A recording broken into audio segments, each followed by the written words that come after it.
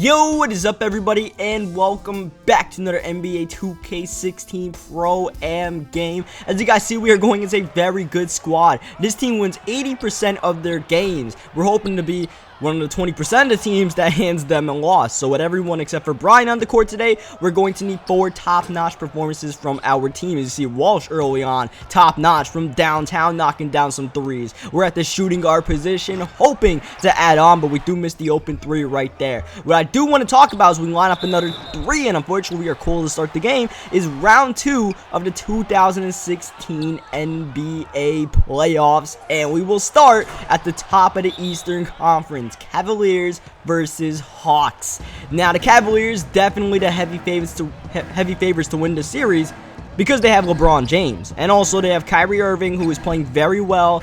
Played well in the playoffs last year and is doing it again this year. When he's healthy, he is dangerous. It takes him a lot of shots to get going, but he's one of the best isolation players in the league. Not many people can handle him off the dribble, and Jeff Teague and Dennis Schroeder are not two of those players that could handle him, so that's an advantage right there. Kevin Love versus Millsap. Millsap is pretty good defense, or not pretty good, he's very good defensively, so he might be able to take Kevin Love out the game. But even with that, you're going to need a big performance from Kent Bazemore. And you don't want to rely on Kent Bazemore to win a playoff series, even though he did very well.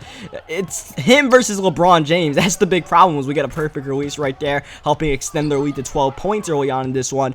So yeah, I mean, it's a great series, Hawks versus Cavaliers. It should be closer than it was last year, even though the Cavaliers are more healthy. The Hawks are also healthy. They have Steph back. That's another body they could throw at LeBron James and, keep on throwing fresh bodies at LeBron, see how that works out. Though at the end of it, I would take the Cavaliers to win the series. I mean, it's LeBron James. There's a lot of reasons to like the Atlanta Hawks this year, but even in that Celtics series that they won in 6 games, you could see that team just gets tight. Obviously, the Celtics are good defensively, so they make a lot of teams feel tight, but it's just the Hawks. They don't really have that go-to guy that, can close games out in the fourth quarter. They still don't have that identity late in games. They do have an identity of moving the ball around and playing great defense, but when they lose that, they just have nothing else to fall back on. And the Cavaliers, they have LeBron James and Kyrie Irving, who is showing a willingness to close games. So I would take the Cavaliers to win that series, but not in a sweep like last year. I think that's going to be a 5-6 game battle. The last 2 games of the regular season between the Hawks and Cavs were pretty exciting. Now, Raptors versus Heat. A pretty interesting series because Miami, you never know what version you're gonna get of them as we throw a lob, but Walsh can't finish the layup right there on the lob. But yeah, Miami, they're a pretty hot and cold team. You never know what version you're getting of them. Unfortunately for the Raptors, you know what version of Toronto you're getting, the version that features Lowry and Derozan not playing well in the playoffs, and because of that, Miami has to be the favorites. You had Dragic, who's shown, he can have a big game. He had a huge Game 7 against Kemba Walker. Wade showed some flashes of being Flash in Game 6, helping keep that series alive with some tremendously clutch buckets. Whiteside's had a couple of good games, and the Heat had depth. That's the one thing the Raptors had over the Pacers. They had depth. The Pacers only had Paul George, and that shit show of a Game 7 where both teams were trying to lose it. See some unselfish play right there to end this game, an absolute blowout against this team. But yeah, now that the Raptors are going against a Heat team that also can go 8 or 9 deep, that superstar talent of the Heat should override the superstar talent of the Raptors, and Lowry and DeRozan continue to not show up in the playoffs. And because of that, I would say the Heat win the series in 5 games or 6 games. It just depends on if Lowry and DeRozan show up. I mean, Lowry does affect the game in other ways, passing, defensive. He can, but his shooting, it just absolutely hurts the Raptors because you just see the end of Game 7, that fourth quarter, they were just getting so many bad jump shots. They only scored like 9 or 10 points in that fourth quarter until DeRozan hit a couple of free throws to ice it. As you see, we line up the corner 3. We actually have our shooting guard out for this game, and he's knocking down a perfect release from downtown. The shooting guard obviously can, he has a better 3-point shot than the point guard. So the point guard struggled a little bit that last game. This guy's doing a little bit better, but I don't know. Unless the Raptors stars show up, I would take the Heat. Now, the Spurs and the Thunder, I don't think I want to waste too much time on that one because it's pretty apparent that the Thunder are still the Thunder that we know them to be with Durant and Westbrook. Very talented, but still only 2 deep. 2 players deep. They only have 2 superstars, and that's about it. No one's showing a sign to have a big game. Like the Raptors had Norman Powell, Corey Joseph, and all these guys having big games. they don't have those kind of players on the Thunder, that like a Dion Waiters that's gonna explode.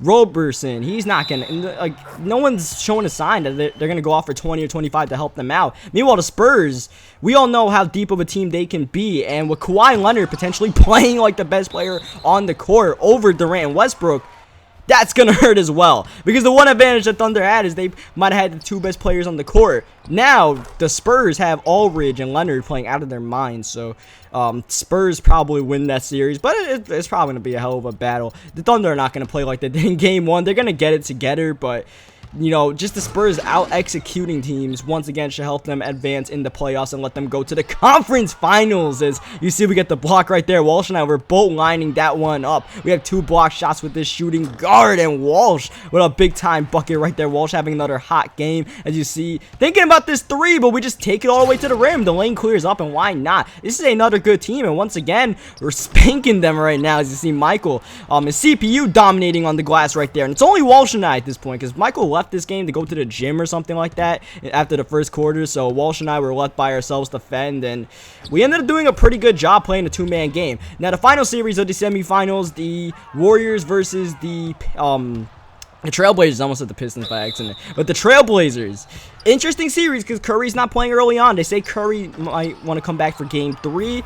I personally hope, you know, for the sake of Curry not getting injured, that he doesn't rush back from this injury and, you know, wait until game 4 or 5, just because you don't want to risk hurting the franchise player for 1 year and then have that affect the next 5 years. And they got to be a little bit cautious with someone like Steph Curry. Even though, you know, you got this 73-win season and all that, and especially with the way the team is playing without him, you know, they can survive without Curry. They showed that. Warriors, without Curry, are still one of the best defensive teams, maybe the best defensive team in the league with Draymond Green's versatility. And then you still got Klay Thompson, you still got Sean Livingston, Andrew Bogut, all guys who play above average defense, Iguodala, even Harrison Barnes. So you got great rebounders, great defenders, and the Blazers, now that they're not doubling Damian Lillard, they can't run this Mason Plumlee triple-double offense anymore.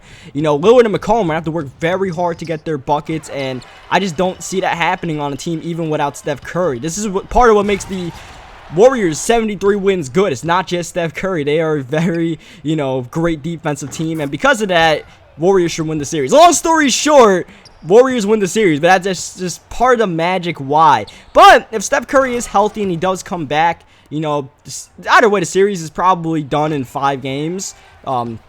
But maybe if Steph Curry comes back, it might just be a clean sweep, because the Blazers are struggling to win at Oracle. Their only chance is winning at the Rose Garden or wherever they play now. I guess they don't play at the Rose Garden anymore. But, you know, Warriors probably win that series, and then Curry's back, and Spurs and Warriors should be one hell of a series for the conference finals. So leave a like on this video if you guys enjoyed it. Let me know what you guys think in the comment section. Subscribe for more. We got 2 pretty big victories in this Pro-Am stuff. And I will catch you guys next time for more Pro-Am, my career, whatever it is.